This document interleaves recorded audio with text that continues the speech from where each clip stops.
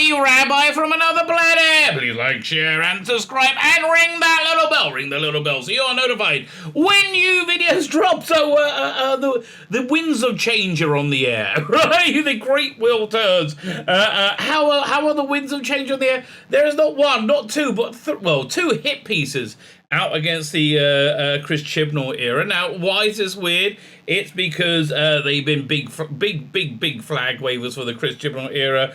And the reason they've been big flag wavers, right? The reason they've been behind it is not because it's been very good. It's because Jodie Whittaker has a vagina. That's essentially... Actually, it's not that, because Jodie Whittaker identifies as a woman. Having vagina is completely irrelevant now if you're in determining if you're a woman or not. But that's essentially it. That really the only reason. And it turns out that's really not enough. But we have a bit of a war going on here in Israel right now. I would say another minor one, right? It's Islamic Jihad. I think it's Islamic Jihad. I've been firing lots of missiles into cities, civilian populations. I'm out the blast zone, right? It's incredible. I'm 6 kilometers out, but most of the rest of the country right there, right? Although during the last one, about a year or two ago, we did get a missile like 100 meters away from my house. That was wild, right? So here's the weird thing: we're surrounded by Arab villages. So, you would have thought, don't shoot a missile here because they're not very accurate. And it landed right next to them, and they're all celebrating. I'm like, dude, it nearly killed a bunch of you. What? Okay, whatever. It's just weird. But the point is this. I digress. When in Egyptians, I should say, absolutely hate Hamas. Why do they absolutely hate Hamas, even though ideologically they're not a million miles apart, but they absolutely hate Hamas because they keep getting their asses handed to them by Israel. Not enough, right? Not enough, in my opinion. But they keep getting their asses handed to them by Israel, and it's just kind of embarrassing, right? So that's what I think is going on here in Doctor Who fandom. That, Chris Chibnall's just been embarrassing to them. I mean, people will never admit they're wrong. It's crazy. Absolutely crazy.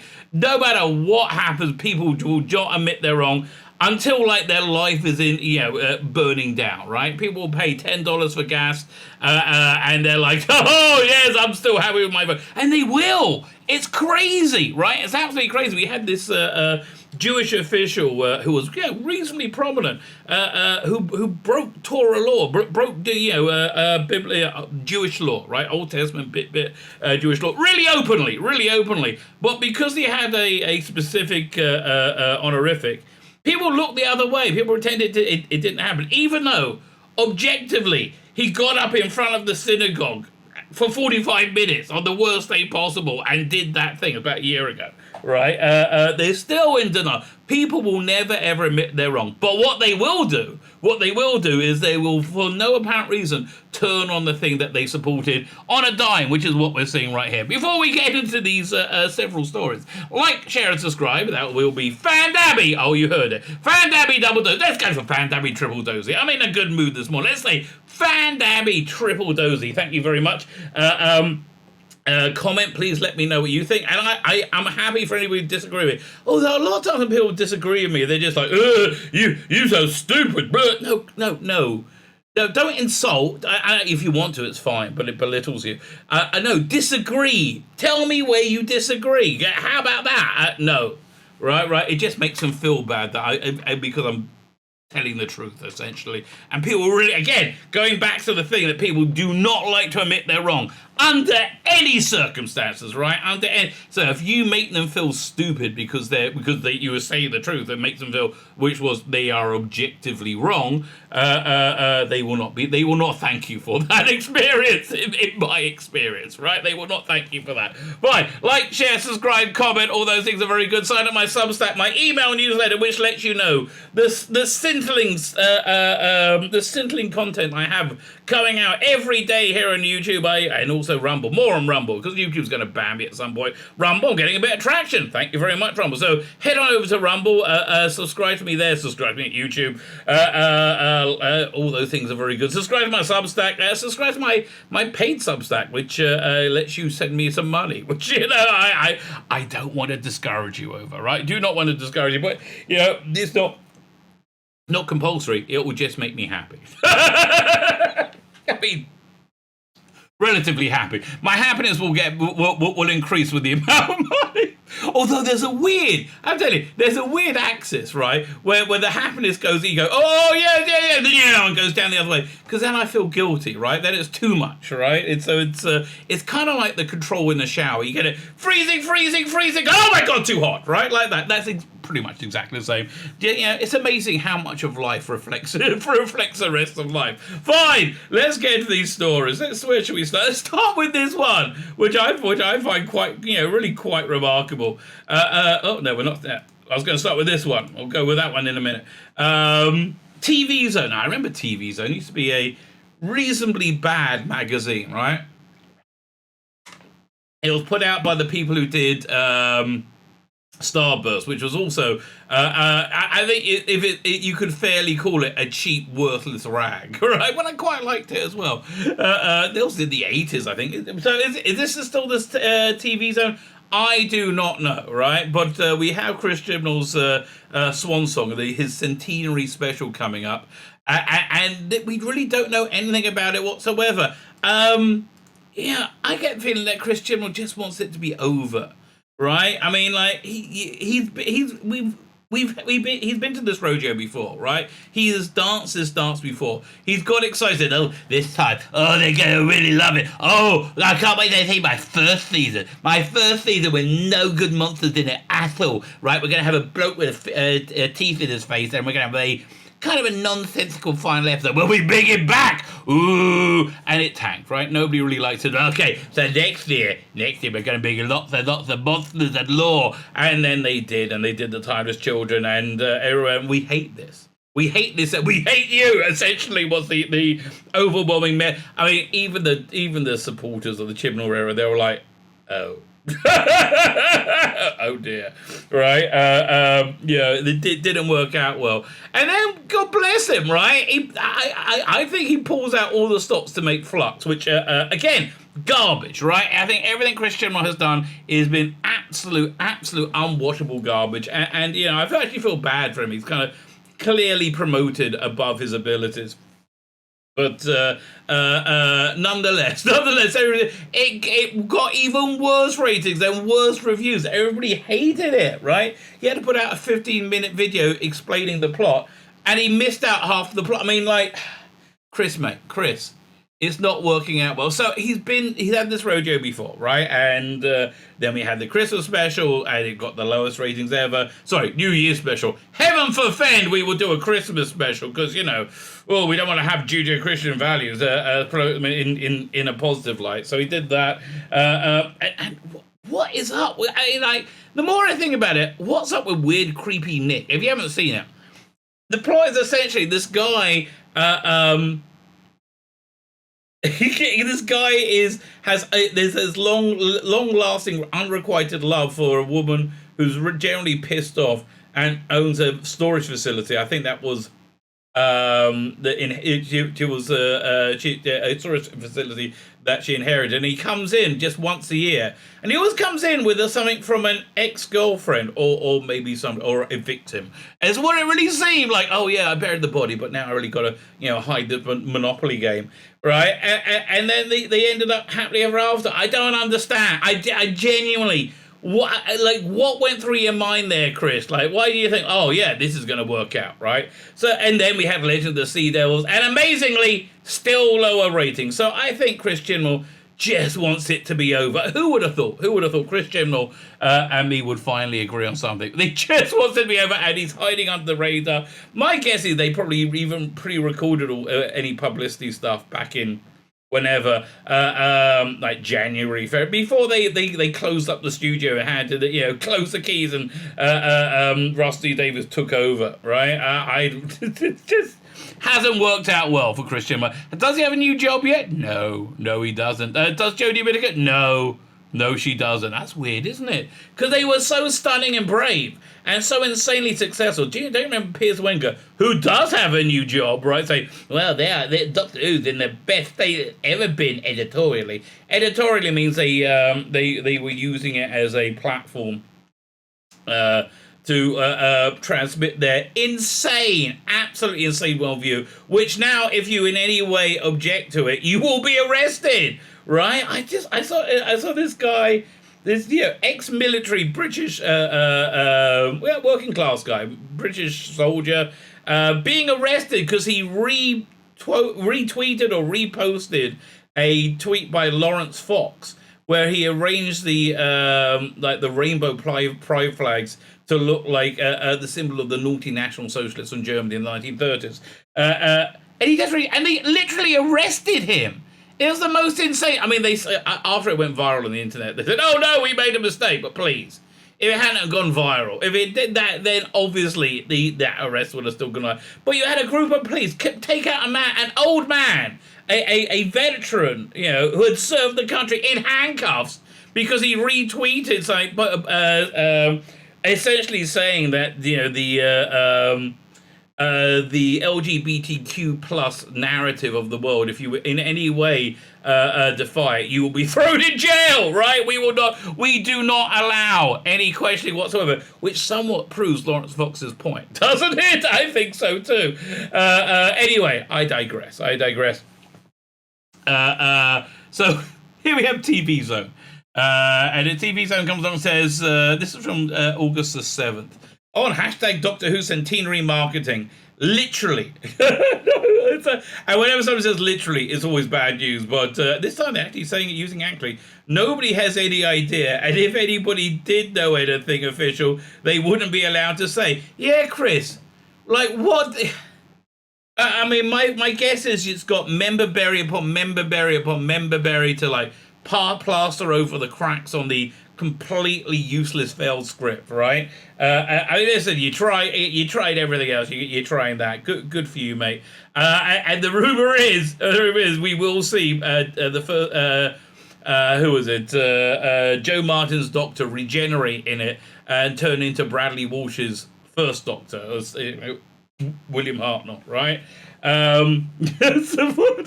It's gonna be it's gonna be awful, no matter what they do. I mean, listen, we've had a lot of Chris Chibnall Doctor Who, right? Has any of it been watchable? No, and I'm sorry, maybe bits and episodes when Jodie Whittaker isn't in it. I mean, like, this is the first mistake, hiring Jodie Whittaker, and she's just miscast, right? It's not. I'm not saying, oh no, that vagina prohibits her from playing Doctor Who. Yeah, no, I'm not saying that at all. Although I am saying that men and women are unique and different, right?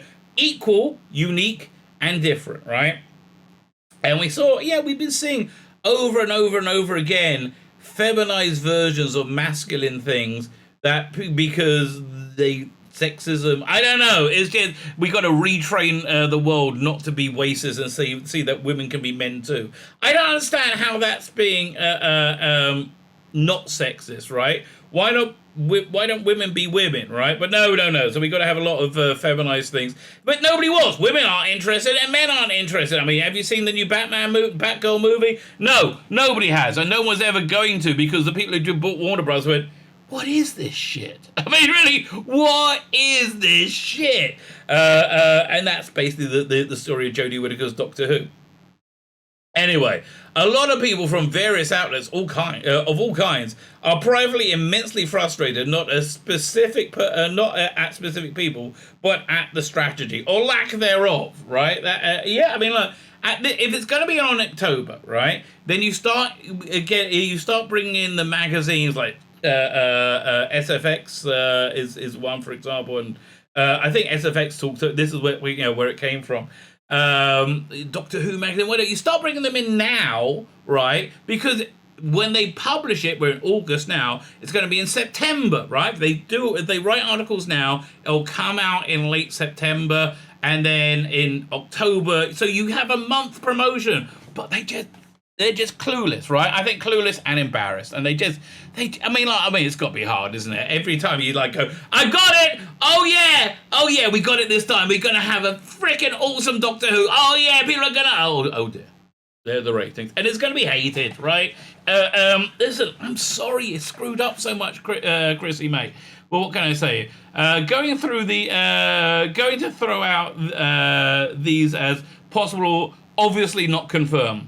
Promo pic / poster at the Edinburgh TV Festival revealed as part of a wider panel on the BBC Centenary. Trailer or first teaser on the TV before Strictly launch on Saturday, September 17th. That sounds reasonable, right? Yeah, it's about a month. It does sound reasonable. This is not this is not about being entitled or expecting information, and not necessarily about things like press releases.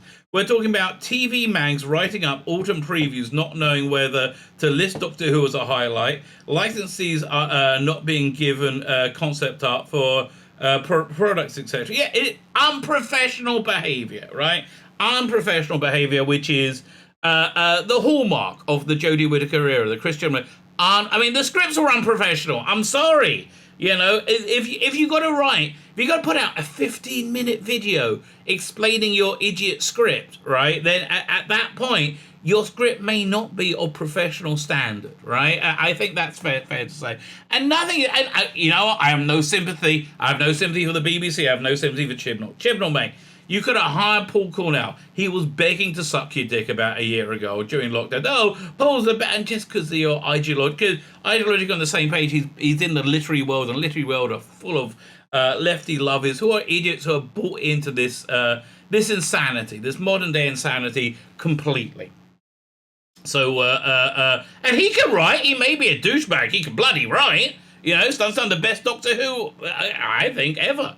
Right, really, really up there. Some great stuff. His novels are excellent. Although his comics, I can't read. I tried reading the Third Doctor one from Titan, and it didn't feel right. It didn't feel like the Third Doctor at all. So strange yet true.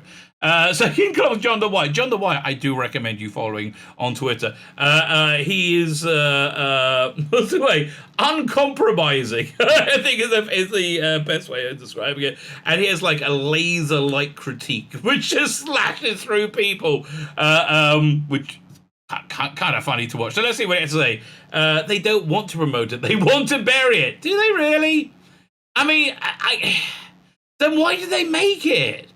I mean, we all agree it's a bit odd, isn't it? It's a bit odd. It's the arse end of a dead version of the show. Why draw attention to it? BBC have already paid for it and made the thing. But the era is a write-off. RTD2, Rusty Davis, second era, is what matters now. That's the future.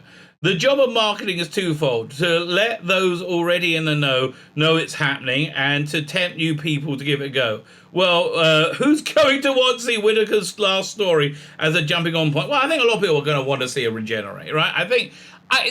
You don't think they're going to get less ratings than the Sea Devils one, do you? I think they're going to get some kind of boost. Maybe. Wouldn't it be great if they don't? That'd be so funny. What's going to be at this point? It's not like the show's reduced audience. It's not like the show's much reduced audience won't know when it's on. Save the budget. Maybe that's a fair point. So this story was carried over on Doctor Who page, which is a very pro Jodie Whittaker a Facebook group. Promotion for the Centenary special will not be covered in the next issue of SFX magazine, as the BBC were too late in giving any promotional material before the release of the magazine. This means there will be likely no promotional content covered in the magazine before the special airs in October. Yeah, I mean, makes sense, right? Apparently, a number of people from various things are immensely frustrated. Yeah. It's unclear when marketing will begin. However, the first rate is speculated for the 17th September. I honestly, I couldn't care less. I mean, I literally could not care less. I mean, it's so bizarre, right? It's so bizarre. But, you know, dissatisfaction with Chris Chibnall goes much deeper than that in the media. Let's go over to here, the bit of pleading court. Again, oh boy. Did they love this era of Doctor Who? It's the bestest ever. And yes, let's hit Nazis in the face. Oh, yes. Oh, yeah. We're going to break the glass ceiling. Oh, it should. So now they're like, I mean, God, I mean, there's been so much stuff calling people bigots and racists for not liking this unending shit that is called Doctor Who. It's very bizarre. It's very, very bizarre. Doctor Who, Chris Chibnall forgot he should be writing for the Doctor. Really, you notice that? And also, the Doctor isn't the Doctor. I say this every time we talk about Jodie Whittaker's characterization of the Doctor, and I think it's worth talking about every time, because she's just not that. Look, Doctor to me has to be an anti-authority authority, right? It's those contradictions that go all the way through Doctor Who that make it Doctor Who. You know, it's, Stephen Moffat, who often forgot to write Doctor Who, right? I think much of season 8, Carter's first one, he was busy writing romantic comedy with Clara and what's his name? Samuel Clemens, was it? Is that him?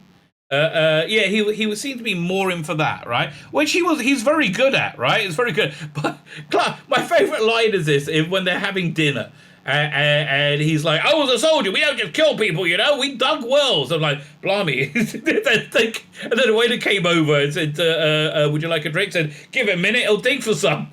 Which I thought was a good line. By the way, I am very impressed with Jenna Coleman's take on Constantine, right, in Sandman, which, generally speaking, my first review of that's going out today, I quite like. It's much better than I thought it would be. But Jenna Coleman plays a new version of Constantine, and the reason it works, whereas there's a bunch of other race swapped and gender swap characters, but the reason why that one works is because Jenna made a new character out of it, using everything we loved about the initial character. So and it was feminine, right? It was feminine, and yet Constantine. I thought she did an absolutely excellent job. Generally speaking, I think she's a fantastic actress, right? Absolutely. But yeah, that wasn't my favorite. So yeah, it's true. But let's ever see what Adi Tantamed had to say. The latest Doctor Who video is a compilation of companion Graham O'Brien, played by British showbiz veteran Bradley Walsh, and it's very revealing, perhaps unintentionally, that the show's showrunner Chris Chibnall was more interested in writing every other character except the Doctor. And that's pretty fair, isn't it? I mean, the first series she was essentially a bus driver, right? And everybody stood around going, "Oh, Doctor, you're so good. Oh, can I rub my nipples, Doctor? Because you're making me feel so funny and tingly. Oh, you're so..." And she's like, "Hey, give up. Oh, I'm sorry, you're right. I'm so freaking good." It actually reached a pinnacle in their second season at the Timeless Children, when they all stood around and said, "Oh, Doctor, you're so good. Oh, yeah." And she's about to sacrifice herself to, I don't know, save... I don't know. I can't remember. Anyway, "Oh, Doctor, you're so great, you're so brave, you're so stunning." Oh, I said, "Oh, Ekithump, I am stunning, I am brave, Ekithump." And then they went off in another TARDIS, and she was about to sacrifice herself, and then an old bloke from Game of Thrones showed up and said, "Oh, hey, do you want to sacrifice yourself instead?" They said, "Oh, good, because I feel a bit socially awkward." I mean, but it was a good few minutes of accepting praise, right? It really is. It's funny, I heard somebody explain yesterday, and I think this is true.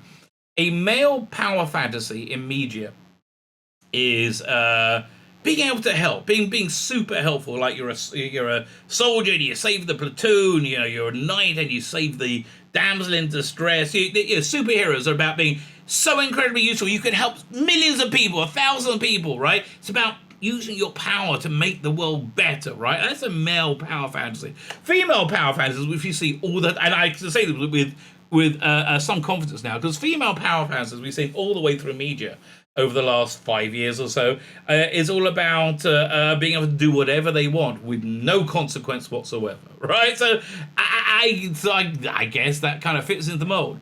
You remember the Doctor, right? She was only the title character and the presumed star of the show. Well, listen, when I mentioned this a couple of years ago, en masse, people, all you pricks turned around and go, "You racist bigot!" Ah!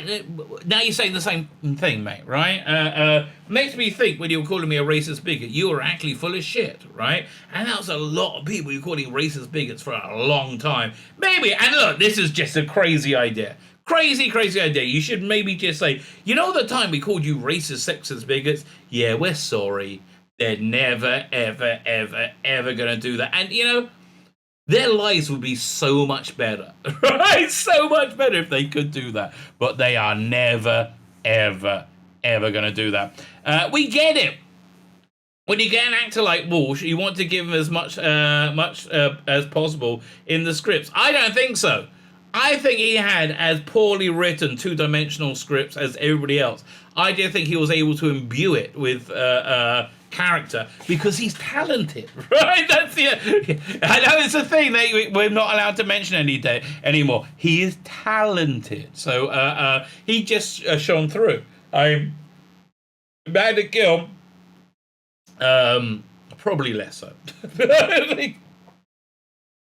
I always said Mandit Gill struck me as the person who should be in the Boots the Chemist makeup stand, right? As they're squirting perfume at customers as they go by.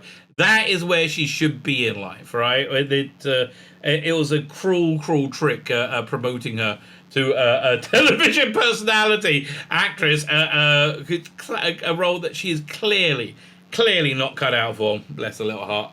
So where are we up to? When we get it, when you get an actor as Bradley Walsh, you want to give him as much possible. Chibnall had previously worked with Walsh on Law and Order, where Walsh played the British version of the hard-boiled, wisecracking, cynical cop played by Jerry Orbach in the original US shows. I thought it was like an original production. I didn't think they were just reusing scripts. On Doctor Who, Walsh's Graham was the equivalent of Jesse L. Martin's Joe on CW's The Flash. Blimey, I stopped watching that years ago. That's his father, right? His adopted father. Not his real father, who was played by Wesley Snip, whatever his name, who was a Flash in the 80s. On the 90s. That was a good show, by the way. I like that one. The kind of the kind, deeply empathic dad that could break your heart with just one look. You mean, no, he just acted like a human being, right? Which is unusual, right? Which is very, very unusual. Graham had the best lines and the best emotional moments. I think that's from his performance. I don't think that's from the scripts, right? I think it's fair to say that is from his performance. I mean, again, do you think he'll go, oh, yeah, I'm not going to give Ryan anything good to say, or Mandip? Although Mandip always believes with complete confidence everything she does is the greatest ever. Because, you know, they write it in the script. Again, these weird moments where they all stand around going, oh, yes, you're so stood in, so brave. Oh, you're the bestest ever. Bit weird, really. Bit weird, all things considered. Where was it? Best of the funniest moments on the run on Doctor Who. You might as well, you might as well say it was really the Graham show co-starring the Doctor. Well, yeah, that is true. I mean, especially in that first season, he was the only one. Oh, he had the dramatic arc. He had the moral arc. He was the moral center of the show, right? Jodie Whittaker was just vapid. I'm sorry. For me, the definition of somebody not being a good enough actor is I don't believe you in the role. Again, I'll go back to Jenna Coleman as Constantine in Sandman. I believed her in the role. They had somebody called Vivian Pong who played another race gender swap character. Didn't believe her in the role. Even if you take like huge budget things like Dune, they raced the gender swap Leah Keynes, was an old man, played by Max von Sydow in the 80s version, I think. And now it's a black woman. Fine, honestly fine. But the actress just didn't convince me, right? And it's like Lawrence Fishburne convinced me he was Perry White. I don't think it's me going, black people. I think it's more shitty actors, or not. I don't want to say shitty actors. Actors just not up to par. You know, if you're gonna put some of the best screen actors up there, Loki is a great example with Tom Hiddleston, probably one of the greatest living screen actors. And there was a female Loki in it, played by who knows, who cares, who knows, because she's a no-name actress, and she couldn't stand next to Tom Hiddleston without him making him look vastly superior, right? It's I just don't think it was that. And like, to assume somebody because they have a vagina has a Helen Mirren level of talent seems to be a bit strange, right? He had the most nuanced emotional arcs. Again, I think that's what he read into the script, right? Hell, he had at least 4, while Ryan Tosinko had just one, and Yaz had none. Well, that's not true. She had that big arc where she was worried that the Doctor was gone, and she was living in the TARDIS, and she had her falling in love with the Doctor. No, she had arc. She definitely had arc. They just been shit, right? They just been shit and done badly. So no, didn't. And Yasmin Gill had none. I don't know where you're getting had none, or even a personality. Oh, in her first season. Well, that's fair. Okay, that's fair. Honestly, here's the thing. Here's what I really believe is the truth. I think Chris Chibnall, like most people in the entertainment industry, are super racist and super sexist, right? That's why we've had, 50 years, 100 years of people say, sure, you can get this role as the third lead in an Avis ad, as long as you just suck my dick, right? I don't think you can do that if you're not insanely sexist, right? Insanely. By the way, one of the biggest revelations I've heard recently is in the Nicola Bryant interview on the season 22 Blu-rays. Fantastic! I keep telling you, it's so fantastic. Got one more review to go on that. When she said 1 time out of 3 when you went to the BBC in the 80s, somebody would pat you on the arse as you went in. And like, really? That's just insane. And so Matthew Sweet interviewing said, so what did you do? He said, well, you're supposed to turn around and smile and say, oh, thank you. Like it's a compliment. Okay. I say we live in weird times now, and we do, but that's kind of weird too, right? That's kind of weird too. Can we have a world, and this is just a crazy idea, right? A crazy, crazy idea where, being gay doesn't include convincing children to chemically castrate themselves, or if they're a girl, cut off their tits, right? Also where you don't slap women on the arse just because you kind of want to, right? Can't we have both, right? It seems to me that middle ground is quite wide, right? Seems to me we could all kind of live in that middle ground, apart from really weird people. No. No, we can't have, it's one or the other, apparently. Fine. There's the arc of Graham trying to get forge a relationship with his grandson Ryan. I think they're really generally racist and sexist. And he's scared to write women and black women and Asian. I think he is. Whereas, white person, I can write about that, no problem. Yeah, you can really tell by a Watchmen, the HBO Watchmen from a couple of years ago, was such an example of that. Fantastic show. Awesome show, as long as it had white people on the screen. Whenever they brought any black person on the screen, then they became two-dimensional suffering saints that overcame the prejudice that they lived with. It's the idea of treating people like people, regardless of their external identity, is just an idea that's lost today. If you actually espouse that ideas, that you're alt-right, right? It's insane. We live in insane freaking times. So there's the arc of Graham having a relationship with son Ryan, who resented Grace's marriage to him. And that's actually reasonably complex, right? There's the arc of Ryan trying to get past the grief of losing his wife, Grace. That was the standout moment in the season, right? It really was. There's the arc of Graham grappling with being a cancer survivor and his fear by relapse. Whoa, jeez, that kind of crashed and burned in season, what was it, 11?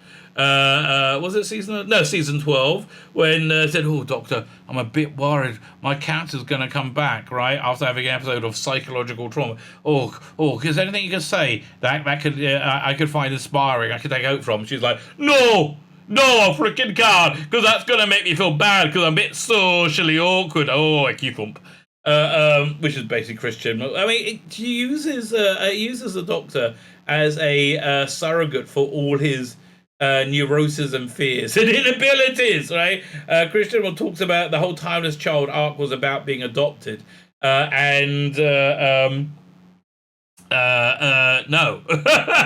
because he was adopted, right? Listen, it was kind of okay that when John Nathan Turner, put a surrogate for himself on the screen with Colin Baker, right? But this is a little bit much, don't you think? Anyway, where are we up to? The arc of Graham traveling with an alien and discovering the vast universe out there and becoming a space adventurer and a time traveler. Well, they all kind of have that arc, didn't they? Only that last one has anything to do with Doctor Who and science fiction. Well, look at the promo stuff they put out. The Christmas special. I'm sorry, New Year's special. Was it Revolution of the Dalek? That one. That was the one, wasn't it? Yeah, I think so. They were just sitting around a table looking glum, looking like it was in EastEnders. There was none of that fabulous, Matt Smith or Capaldi or David Tennant like leaping across, leaping in front of flames or something. No, they're sitting around the kitchen table. Not the most thrilling fare. The other arcs are typical British soap opera plots that would have easily been in the Emmerdale, EastEnders, and Coronation Street, which Walsh has been a regular on. Walsh was a regular on back in the 2000s. This is exactly one of the criticisms that I and many of you have made, and if we made it on Facebook in a Doctor Who group, we were banned. Right? We will say, no! You bigot racist! No! But yes. The more you scream doesn't make it less true, mate. They're prosaic, almost banal, even cliched. Yes, but Bradley Wilson's charisma and instant relatability showed every moment Graham had in the show. And make no mistake, Bradley Walsh is a national treasure, possibly the busiest man on British television. Well, listen, television executives are not clever people. Let's be fair. They are a cringing, cowardly lot. And when they see something that works, then, let's do that again. Oh, yeah, let's do that again. And they do that again, and they do that again, and do that again, until you're absolutely sick of it, right? I went through a period of about 2 years that I couldn't eat sushi because my wife was really into sushi, and I got to one like, no more sushi, right? I'm only getting to quite fancy having a pineapple on a pizza now. After it's been like a decade or so, my wife really liked that. So don't do something to death, right? That's what I would say. No, I wouldn't suggest. On top of starring Doctor Who, he's also hosted UK's top game show, The Chase, and travelling reality, Bradley Walsh and Son, Breaking Dad, right? So, yes.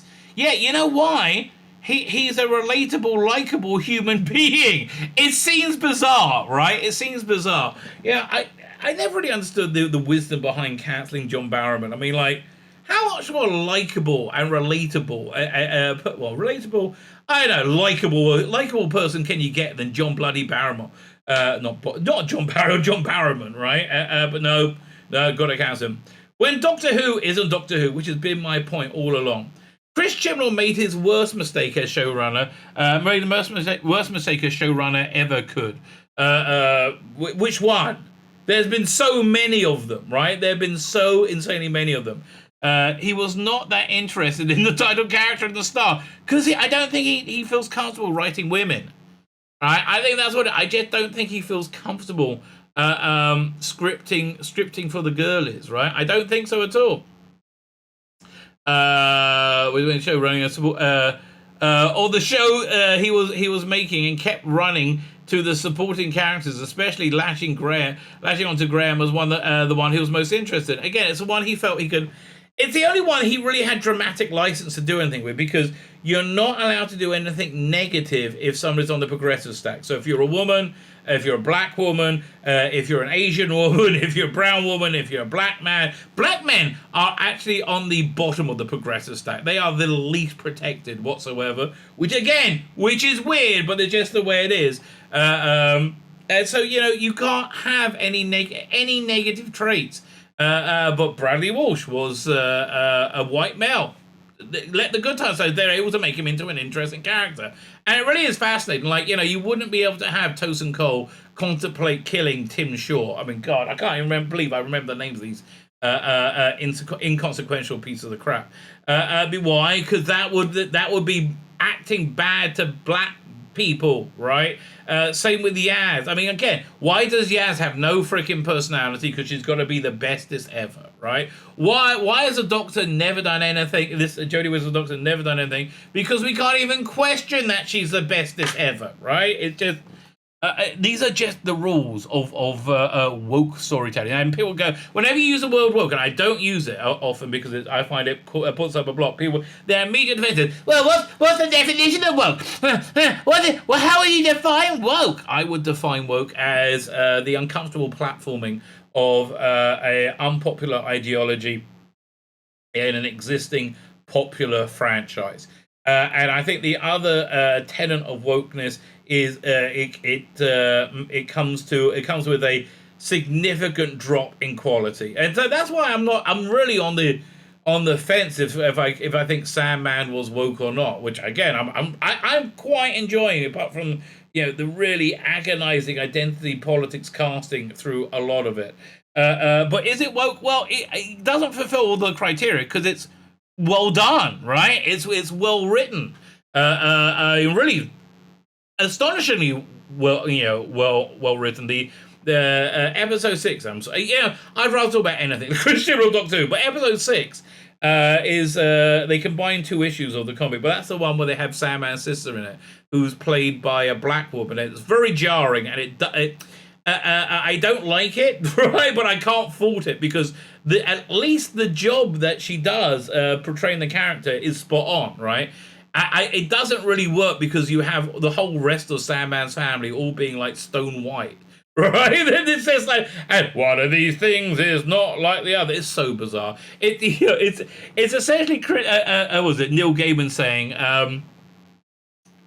we have a racist country and a racist that have built unconscious biases. So we're going to make a very white character black, right? We're going to do that to help battle that unconscious bias, which I don't really think exists. I mean, we have lots of unconscious biases about a lot of things, but I don't think if you can't quantify it, then it's not really there, So, but at the same time, by doing that, he's then saying, oh, don't this character who we changed the skin color of very, very, very notably, we've all got to pretend that hasn't happened, even though the premise behind us doing that is that it's very noticeable, right? So it did the 2 ideas jar, which is what normally happens when you're dealing with absolute falsehood.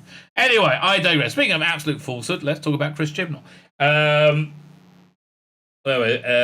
Sometimes you forgot the show was called Doctor Who in the first place. Yes, Chibnall was oddly more comfortable writing the so popular story of Graham and his relationship with their grandson Ryan. The episodes in which Chibnall's run revealed the most insightful moments about the Doctor were written by other, often female, writers. I mean, to be fair, again, my feeling is they were often hired on their identity, which doesn't mean they would do a bad job. I think the director of was it not Revolutionary Dalek? What was the one? The one that was actually a Christmas special. They put on New Year with Creepy Nick, whatever that one is, of the Daleks. Whoever directed that, the storage unit of the Dalek, whoever directed that did a really good job. I mean, I think a really particularly good job, and I would like to see them get more work. I would like to see Rusty Davis use them, because if they could turn a piece of shit script like that into something that didn't make me want to vomit in my own mouth, right? Because I got to watch these bloody things. It's a nightmare. Oh, well, Legends of Sea Devils, that was like, painful to try and stay awake during the whole thing, which is really the problem with Doctor Who a lot of times. Where we are. These episodes in which Chris Chibnall's run revealed the most insightful moments about the Doctor or about other writers. After Walsh left, Chibnall did the same thing all over again with popular comedian John Bishop as Dan Lewis. becoming the Doctor's new companion. Dan was more compelling and funny character than the Doctor or Yaz. That's not a high bar, right? That's like saying, you are more likable than Goebbels. That's not a compliment, mate, right? Chris was saying John Bishop. His emotional journey more emphatic and relatable, while the Doctor and Yaz felt written from the outside. Yes. It seems that Chibnall has been uncomfortable writing female characters unless they're angry, crying, and screaming as he did in 3 seasons of Broadchurch. Well, the problem is this. He doesn't view women as people. That's really it. He's a massive sexist and racist, right? He doesn't view women as people, and he's scared to write women, right? If you wrote them as women, as people, right, then it would be fine. It would be absolutely fine. And for his safety net, sad, funny, middle-aged guy, and does his best. Let Chibnall create and run a show about that character now. He's off Doctor Who. Oh yeah, people are lining up to give him more work. But hey, Chris, you know that incredibly valuable franchise that you set fire to? Oh yes, I did. It's editorially in such a good place. Yeah, that you got editorially in such a good. You know that we don't want you to do that with anything ever again, right? Anything again. Well, I'm busy right now. I'm at home helping my children study for their exams. Dude, I've got 4 kids, right? And they've all reasonably successful, and some of them reasonably stupid. And I've never had to help them revise for their sodding exams. Oh my god. That's actually kind of true. Let Chibnall create and run a show about the character that now he's off Doctor Who. We need a showrunner who actually wants to tell stories about the Doctor as much as the companions, or a character blessed with the ability to tell stories. So I had another article which I was going to go over, but man, I've run over on this. I'm going to do this on my live stream. It'll be tomorrow on Tuesday the 9th. I'm putting this out today. There's another one. Look at this. Another hit piece from Game Rat. Another one who's been sucking Chibnall's cock for the last few years. The 5 worst episodes of the modern series, and they're all Jodie. Timeless Children, really said it was best as ever, mate. Arachnids in UK. Well, that was a stinker. The Sungara Conundrum, yeah, another stinker. Legend of the Sea Devils, Orphan 55. What about Doctor Who Flux? What about... God. So I'm not going to go over this now, right? This will be on my live stream tomorrow. Because, listen, I've gone for nearly an hour already just going over a couple of hit pieces against Chris Chibnall. That's not a sign you've done well. If you're taking score, if you're keeping score, that's not a sign that you're doing particularly well. My name is Tzvi Lebetkin, the Rabbi from another planet. Please like, share, and subscribe, and ring that little bell. Ring the little bell so you're notified when new videos drop.